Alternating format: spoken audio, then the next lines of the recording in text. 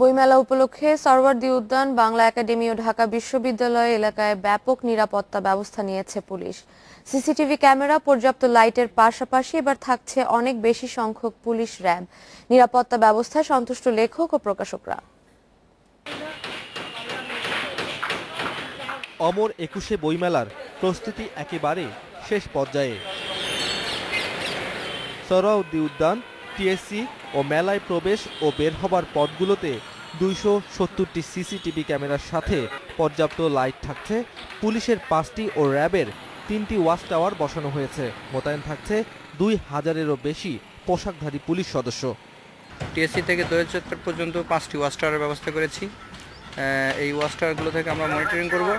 পাশাপাশি আমাদের ইনার এবং আউটার প্রত্যেক স্তরে স্তরে আমাদের পুলিশের নিরাপত্তা জোরদার থাকবে।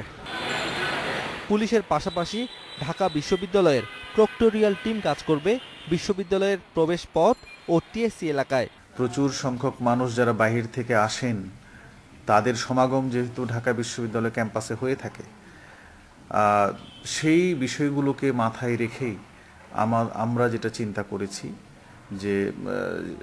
চিন্তা করেছি সেই চিন্তাগুলো নিয়ে আমরা পুলিশ, ট্রাফিক এবং অন্যান্য যে সংস্থার যারা আছে সবার সাথে আমরা আলোচনা করছি। লেখক, প্রকাশক ও ডিজাইনাররা বইমেলায় আইন শৃঙ্খলা বাহিনীর নিরাপত্তা পরিকল্পনায় সন্তুষ্ট। বিগত কয়েকটি বছর ধরে মেলার নিরাপত্তা ব্যবস্থা খুবই চমৎকার এবং আশা করি এবারের মেলাও নিরাপত্তা ব্যবস্থা চমৎকারই থাকবে। নিরাপত্তা ব্যবস্থা একটু বাড়ানো উচিত, কেননা এর আগে একটা ঘটনা ঘটছে আমাদের ইউনিভার্সিটি এলাকার ভিতরে।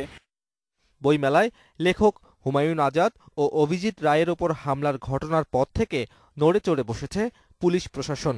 ফের যাতে অনভিপ্রেত কোনো ঘটনা না ঘটে সেজন্য বইমেলা কঠোরভাবে মনিটর করছে আইন শৃঙ্খলা বাহিনী।